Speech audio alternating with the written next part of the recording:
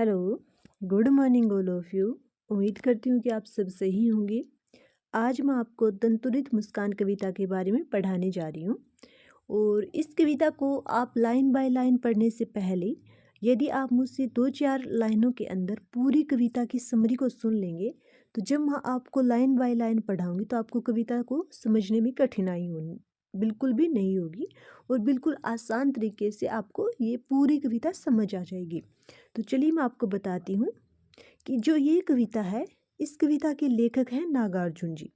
ठीक है, तो नागार्जुन जी ने इस कविता के अंदर कहा है कि वो अक्सर काम के सिलसिले में बाहर ही रहते हैं। जब वो बाहर गए हुए थे काम के सिलसिले में तो ये हुआ ये कि उनके घर पर एक छोटे से बच्चे का जन्म होता है। तो जब वो पहली बार अपने घर लौटते हैं तब वो देखते हैं कि उनका जो बच्चा है वो काफ़ी बड़ा हो गया और उसके आगे वाले 2 दांत आ चुके हैं। जब कभी अपने पहली बार अपने बच्चे को देखता है और बच्चा जब अपने पिता को पहली बार देखता है तो बच्चा बहुत ही कोमल और प्यारी सी मुस्कुराहट अपने पिता को दे करके हंसने लगता है। यानी कि उसके चेहरे पर एक प्यारी सी मुस्कुराहट आ जाती है और जब वो प्यारी सी मुस्कुराहट देता है ना अपने पिता को तो उसके आगे वाले जो 2 दांत हैं वो दिखाई देते हैं। तो जो ये 2 दांतों वाली मुस्कान है इससे ही उन्होंने दंतुरित मुस्कान कहा है।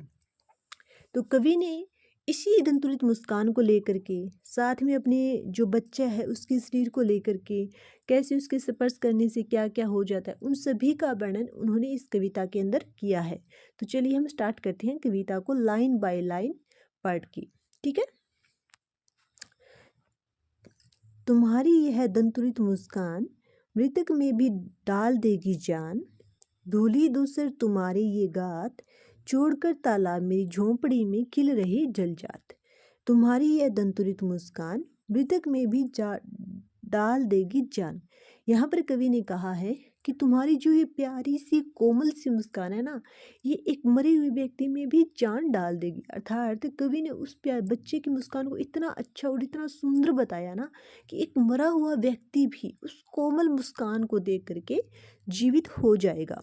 आगे कवि ने कहा है कि धूली दूसर अर्थात धूल से सना हुआ तुम्हारा ये शरीर, गात का अर्थ होता है शरीर, कि धूल से भरा हुआ तुम्हारा ये शरीर देख करके ऐसा लग रहा है मानो कि कोई कमल का फूल जो है तालाब को छोड़ करके मेरी झोंपड़ी में ही खिल गया है। जलजात का अर्थ होता है कमल। ठीक है, यानी कि कवि ने जब अपने बच्चे को देखा और उस बच्चे के शरीर पर जब मिट्टी लगी हुई थी, धूल से उसका शरीर सना हुआ था, तो कवि ने उसकी तुलना की है कि तुम्हारा धूल से सना हुआ शरीर बिल्कुल ऐसा लग रहा है मानो कि कोई कमल तालाब को छोड़ करके मेरे झोपड़ी में ही खिल गया है। आगे कवि ने कहा है कि परस पाकर तुम्हारा ही प्राण पिघलकर जल बन गया होगा कठिन पाषाण। परस पाकर यानी कि तुम्हारा स्पर्श पाकर कठिन पाषाण यानी कि कठोर पत्थर। आगे इसमें कवि ने कहा है कि तुम्हारा स्पर्श पाकर कठिन पत्थर भी जल बन गया होगा। ठीक है, तो यहाँ पर पूरी इन पंक्तियों के अंदर कवि ने छोटे बच्चे की तुलना 3 चीज़ों से की है। पहली बार उन्होंने कहा है कि तुम्हारी जो ये दंतुरित मुस्कान है ये मरे हुए व्यक्ति के अंदर भी जान डाल देगी, यानी कि ये मुस्कान बहुत ही ज़्यादा प्यारी है। यदि कोई व्यक्ति मर चुका है तो उसके अंदर भी ये तुम्हारी प्यारी सी मुस्कान जान डाल देगी।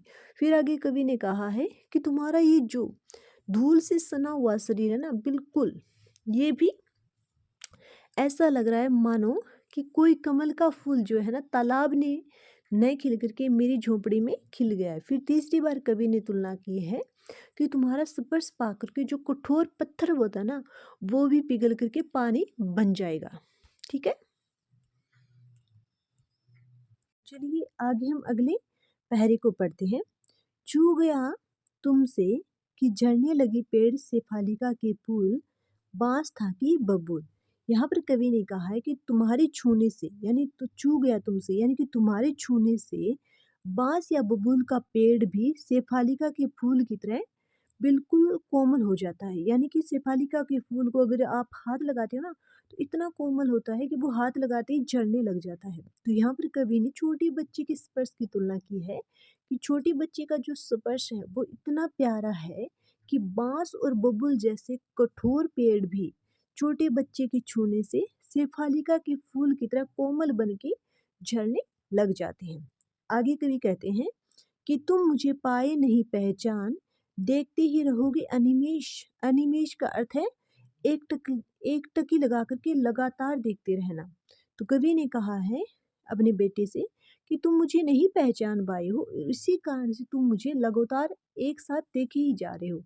अर्थात क्योंकि कवि तो बहुत समय के बाद में आया ना, तो कवि और जो उसका बेटा है वो पहली बार मिले हैं, और पहली बार मिलने के कारण वो अपने पिता को पहचान नहीं पा रहा है।